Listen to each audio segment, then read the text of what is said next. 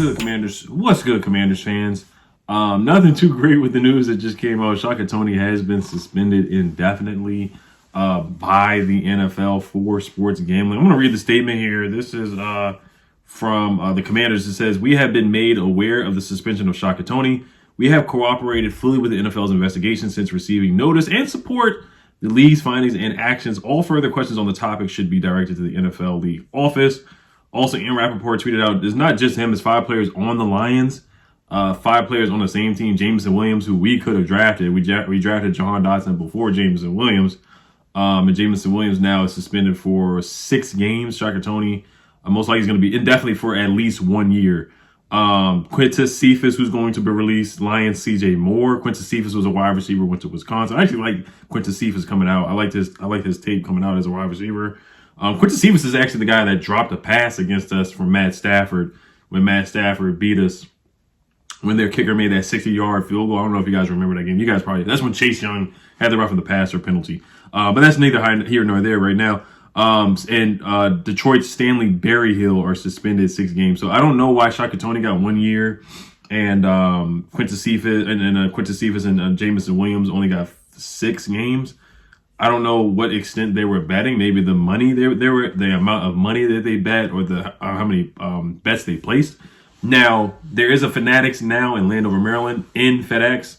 Just talked about that. And in the NFL, they're promoting sport. All sports are promoting sports gambling. They just are. It's just the world that we're in right now. Every sport is promoting sports gambling, but players should never partake in it. It's like, bruh, there's really no point in y'all doing it. I remember, of course, Pete Rose, Calvin Ridley got suspended for it. But speaking of sports gambling, this is the time to plug PrizePicks. I'm partnered with PrizePicks. You guys can use my promo code RealEdOliver. You get a 100% deposit match, up to $50. First-time users. It's a darn good deal. Super easy to use. You pick over, unders. NBA playoffs are going on right now. You can bet on the XFL, any sport, PGA, golf, anything. But I'm going to give you guys some free plays for tonight. You guys use my promo code RealEdOliver down below in the description box. Use the link, sign up for the app, use promo code RealEdOliver. You get EdOliver, you get a 100% deposit match. So quickly, I'm gonna go with John Collins over 11.5 PRA. I'm gonna go with John Collins tonight for the Atlanta Hawks, 11.5 points. I'm gonna go the over on his points. Marcus Smart over 21.5 points, rebounds, and assists. And also Jamal Murray over 33.5 points, rebounds, and assists. So I'm going with those picks tonight. So let me know if you guys tail those picks, and let's make some money together tonight. So John Collins, I think he's going to score a lot against the Celtics. Marcus Smart, I think he's going to have a lot of assists and rebounds. That's what I think is really going to get him over his PRA against the Hawks tonight. And then Jamal Murray, he's just been killing against the Minnesota Timberwolves. He had 48 PRA, and then he had 40 PRA the game before that. So those are for the people who want to make some money. Make sure you guys use that link down below in the description box and the promo code at PrizePicks. So this is from Nikki Javala as well. Shaka Toney will lose his $940,000 salary, and his contract should toll to 2025 unless the Commanders release him. Shaka Toney can petition for reinstatement after the 2023 season. So Shaka Toney, he's a good player. I'm not saying he's a great player. He's a good backup. And we don't have a lot of depth behind Chase Young or Montez Sweat. It's Casey Tuhill, William Bradley King. We're going to draft a defensive end. We did bring in Miles Murphy for a visit, but he's going to be a first-round or second-round guy. I just don't see us spending a pick that high on a defensive end. So, I mean, maybe in the 4th, 5th, or 6th round, I could definitely see us spending a pick on a defensive end for sure, because we do need depth at that position. Shaka Toney, I remember the sack against Russell Wilson against the Seahawks, the game-sealing sack. He's an explosive pass rusher. He does have good bend, and I think he's the most explosive pass rusher out of all the backups that we have on the roster. It's not saying much, but it is going to hurt a little bit. He had 1.5. He played. He had how many starts last year? He had 1.5 sacks on a year. So not a lot of production from him, but it is what it is on that. I wish, he just has to be smarter and make better decisions, So I know FanDuel, PrizePicks, and stuff like that is very fun to use, but you're a player, dog. Just wait till you retire, then you can gamble. But make your money actually playing and doing that, rather than gambling something that is illegal, point shaving and stuff like that. People can do stuff like that. You don't know if he was involved with that too. So it's a slippery slope with gambling in sports betting for sure, if players do it. So that's just my thoughts on that. But just a silly move for these guys. And it's a good thing we drafted Jahan Dotson instead of Jameson Williams. I'll say that. So I did want to talk about the presser a little bit. Of course, Kevin Sheehan, who reported that there's interest in Hendon Hooker. I'll go over that pretty quick. I don't see him dropping to the second round. I think he's going to be a first-round quarterback. And also, I do like Hendon Hooker, but he is coming off an ACL. He is 25 years old. He does have good mobility. He's a dual-threat quarterback. I already talked about him a couple times out of Tennessee. Watched the Alabama game. He had a really good game that game. He was clutch, cool, calm, and collected in the pocket. Even against Georgia, they lost that game, but he was still cool, calm, and collected in the pocket. Does remind me of Geno Smith. That's just who he reminds me of, cool, calm, and collected. And Geno Smith had a good year this year. I think he could be a good backup and learn and then eventually become a starter in this league, talking about Hendon Hooker. But he's coming off an ACL injury. And, of course, the knock on him is the Tennessee offense that they run. Is he a one-read quarterback? Is he a guy that just reads one side of the field and just throws the ball to Jalen Hyatt? But I thought he moved the ball around. I liked what I saw from him. Went to Virginia Tech, transferred.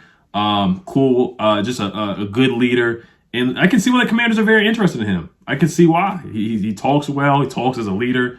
Very smart young man. So I'm intrigued by Hendon Hooker. I think he's going to be eventually a good quarterback in this league. I think he has the potential to be a good quarterback. Maybe like a Tyrod Taylor, where Tyrod Taylor had some good years and at least some productive starter years. Geno Smith has had a productive starting year. So I can certainly see him do that. Is he going to drop to the second round or the third round? No. The Vikings have strong interest in him. The Seahawks have strong interest in him. So I just don't see him getting past those two teams. But, of course, the Commanders are doing their due diligence with Hendon Hooker. Kelee Ringo, there's another rumor with him. The Commanders have a strong interest in him. I'm concerned about him, just the speed. He doesn't really have much hip fluidity as well. And he was second to last in college football. He gave up a lot of big plays. He gave up like 15 completions or more of 15-plus yards. I saw that stat somewhere. So I'm not really intrigued in Kelee Ringo out of Georgia at all, to be honest with you. Some people are saying that he could transition to safety just because he doesn't have that foot speed and that hip fluidity. Now, I watched the Ohio State game. He did go toe-to-toe with some of the receivers like Marvin Harrison. But he did get beat a couple times. He had a pass interference. And Marvin Harrison Jr., if he doesn't drop a couple passes, then he probably does beat Kelee Ringo a couple times. But Kelee Ringo, he was there for a good amount of plays too. So Kelee Ringo, he's not terrible, but at the same time, I just don't think it would work out here. Just another slow corner added to this, or just not a speedy corner added to this roster. I think we do need to have some more speed on this roster. So the press conference, I didn't get to talk about the press conference as well with Martin Mayhew and Ron Rivera. They just didn't sound too endorsing about Chase Young with the fifth-year option. I will say that. They said they're going to wait till May 2nd to announce it. The Cowboys already announced that CeeDee Lamb, they're going to pick up his fifth-year option. And I was thinking about Daniel Jones, how last year they didn't pick up his fifth-year option. They announced that on draft day that they were not going to pick up his fifth-year option. He played better. So it could be something to motivate Chase Young if they don't pick up his fifth-year option, or they could piss him off and he could be mad and he has a good year and he just wants to leave. Or you got to franchise tag him. So it could work out that way too, which would not be great. But, we'll see how Chase Young responds. I think they should pick it up. But if they don't, I do understand, because he hasn't played up to the expectations of being the second pick of the draft and the injuries, how he's going to come back from the injury. But one thing I really took away is that Martin Mayhew, he loves to trade back. He's really adamant about trading back. He said, talking about getting Jahan Dotson. He said you got to keep options open. Mayhew says a positional value as well. They could pick a running back, but I know they're not. He says, what's his value to you? Mayhew remains elite at speaking and saying nothing. That's what JP Finley said. But he said tight end is not out of the question. Running back's not out of the question at pick 16. Of course, he's got to, play his cards right and have a poker face and say the right thing. So, but I thought the press conference was well. Talking about Nick Gates. He said we have flexibility to go anywhere in the draft because of the starters that they got. So, of course, he thinks Nick Gates is going to start and Andrew Wiley is going to start, of course. So, that's basically telling you that, they're keeping their options open and that they have flexibility to maybe go with, the Darnell Wright out of Tennessee or one of those guys, one of the tackles, Peter Skoronski. If he drops out of TCU, they can get him and plug him and play him at guard. So I wouldn't rule out trading back. So we'll see what happens with that. But Ron Rivera wasn't a good move for the most part. They talked about ownership. They basically didn't want to answer those questions at all.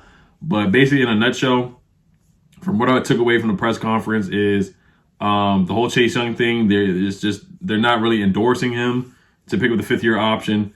And I would not rule out trading back. So, and Eric Bieniemy, they said he's been very interesting, very energetic. The dude is constantly on the go, and that's what I expect from Eric Bieniemy. So, all right, you guys know. Let me know what you guys think about Shaka Toney. Hopefully, everybody has a good weekend. We are so close to the draft. I should be coming out with a mock draft pretty soon next week, early next week, and I should be at the Commanders watch party Saturday at the National Harbor. So it should be a lot of fun. So Shaka Toney, man, you got to make better decisions, man. You know, he's a talented player, so I don't want him to make. I hope this decision doesn't end his career, and it's gonna be tough for him to find another job in the NFL. So, all right, you guys, Hell the Commanders, peace.